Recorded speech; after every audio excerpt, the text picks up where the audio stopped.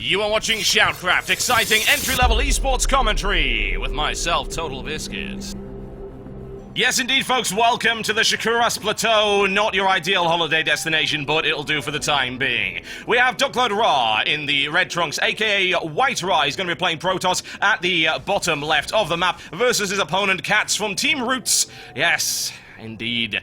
A entertaining player. He's in the yellow trunks playing Zerg today. What will we see from him? We've seen an awful lot of crazy nonsense from Catz thus far, including the infamous proxy hatchery. As to whether or not that's going to be happening, well, against Whitera, it might be a little bit risky, but then again, you never know. Unconventional play might actually help against the beast from the east.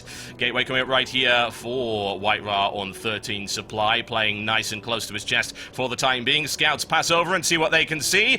And Catz spots a fairly familiar build, no doubt. Has going to have a little nibble at the pylon. Not that there's anything going to be happening there. The simulator also coming up for Whitera right here. There's the quick expansion there for Catz into his natural. No big surprises there. Not really bothering as of yet. Now that he's scouted the gate on 13 supplies, thinking, yeah, should be fine. No problem at all. We'll get sorted out here and start our amazing mining operations.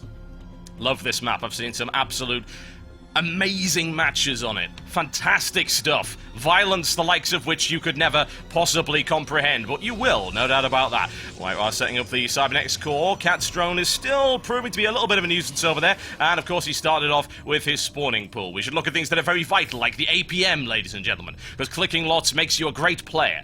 Trust me, that's the way that it simply has to be. Almost equal average APM of Whitera sitting at 135, Catz at 145. Zealot on its way for Whitera as well. See what he can do maybe to fend that off. And he puts a forward pylon just at the ramp of his natural expansion there. Give him a little bit of warping option as well as if he needs to build any kind of barricade, wall in or anything like that, or indeed defend a Nexus that's going to go up in his natural expansion at some point. That shouldn't be too much of a problem for him at all. Catz with the single extractor. We'll expect to see perhaps going straight into metabolic boost, which is exactly what happens right there. So he's looking for some early speedling play. And his hatchery is complete. The question is, what's Whitera going to do to it? Well, right now, not an awful lot. Doing what he tends to do, which is, of course, he goes straight into a Zealot and then into a Stalker, throws a Sentry out for good measure, gets his Warp Gate tech on the way, just relying on a single gateway for the time being. His opponent not getting all that aggressive thus far, although that could happen, considering he already has 6 Zerglings up, 8 more on the way, looking to ram those down the throat of Whitera. We'll see how that works out. He's managed to scout it, though. He's seen what's coming. What is his response to that? Nexus coming up for him in his natural expansion. Stalker available. Also got his Zealot. Where is that Sentry? Sentry should be done by the time those Zerglings get in there. If you look at it, streaming across the map right there, folks, that is a stream of yellow death coming all the way into that. Builds Gateway to create a minor blockade right there. A little bit of engagement with the Zealot. Managed to pick off a single Zergling. Drives them away. However, he's brought in the reinforcements, and he's got an awful lot more on the way. A lot of pressure coming in. Second Gateway. There you go. There you've got the barricade. You got that nice little choke point right there. That Zealot's going to reap a terrible, terrible toll on the Zerglings of Catz. Oh man, that's going to get absolutely messy. He managed to break his way through though. Or does he? No, he doesn't. Just barely holds it off there with 28 HP from the Zealot. A deft defense there from Whitera. Catz runs in again with the Speedlings, tries to get around. Whitera said absolutely not, leaves a tiny little gap there, closes it immediately, charges in once again, still looking for that pressure on the Zealot. Zealot goes down, now biting into the Stalker. More pressure coming in right here. There's the force field to isolate them. Unfortunately, that probe is going to have to be a sacrificial lamb for the time being. Tries him again.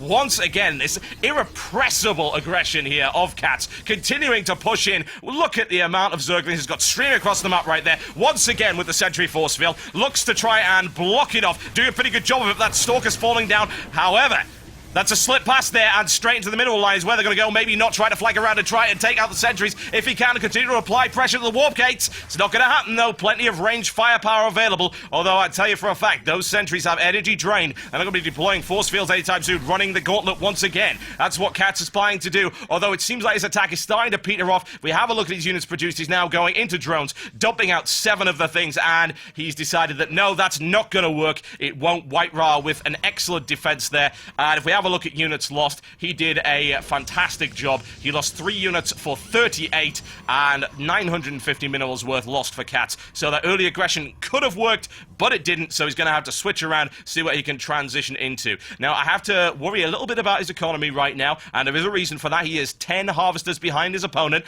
as a direct result of applying that early game aggression as much as he humanly, or indeed zergily, is zergily a word? It is now, possibly could. Whitera's got a response to that, no question about that. He's feeling pretty confident with himself, feeling pretty cool now that he's got that strong economic advantage over his opponent. He's pumping out the gateways, he's got a forge on the way as well, looking for upgrades. And, of course, if Catz decides to stick with the speedlings, they're going to be sliced apart by upgraded zealots. Got a lot of options, though, and that's not what Catz is going to be doing. He's going to be forcing his way into a lair, looking perhaps for some Mutalisk or Hydralisk play. And right now, Ra, however, has a potent force available. He's got 6 sentries, got great defense there on that expansion that he sorted out. I think he's even just walled himself in right there by dumping down a pylon. This is looking to be this decisive attack. He reckons he can take it there, overlapping pylons as a supply line as he goes through, supported by several probes to make that happen, as well as a little bit of additional firepower, scouted there by Catz. Catz sees what's coming. The question is, can he respond to it? That is questionable. Takes both Xel'Naga watchtowers, now pushing his way forward once again, looking to find a way into Catz expansion. What's he up against? Well, Catz is going heavy into spine crawlers right here. An awful lot on the way. The question is he going to have enough? 2 pylons coming up for Whitera, looking now to simply... He's got this Forbidden Kingdom thing going on right here. He's walled himself in. He's going to warp in all of his additional reinforcement units and rely for the time being entirely on Gateway. And I wouldn't really blame him for that whatsoever. He's got a good composition coming up. Those force fields will be helpful to block off the speedlings. And here we go, ladies and gentlemen, looking to break that blockade. Loses the Stalker already, but here comes the firepower. 1 down. An excellent placement of force field right there, driving Catz away. Catz having to back the hell away with that, no question about that. Second spine crawler taken down for minimal losses from Ra. Ra continues to reinforce from the rear, pushes his way through right here, looking for the spine crawler. Can he get the spine crawler? Firepower coming down on it, is bleeding heavily and down it goes. Continuing to take an absolute battering right there. Catz moves in with reinforcements, got a roach or 2 to help try and repulse that force, but I'm not entirely convinced. Ra's got him here as far as I'm concerned. So much more coming in. Economy way stronger than Catz as a direct result of that early aggression. Very sacrificial in terms of the amount of drones he was able to get out. Now slicing his way through the roaches. What's he got? Absolutely nothing. Cowering in the corner right now, trying to desperately to defend it, looking to get burrow tech. Not that that's going to help him too much because that hatchery is going down from range firepower. Ra playing very casually here. Doesn't really need to put too much pressure on the hatchery. He knows he's got this one. Additional reinforcements coming in for the rear. 2 Stalkers plus a Zealot, annihilating everything that Catz has got. Oh yes, there's barely any defense left on that one. 2 roaches. Good game, ladies and gentlemen. Ra takes the first one right here on the SHOUTcraft Plateau with a deft defense, an excellent defense into a counter-attack that Catz simply couldn't handle.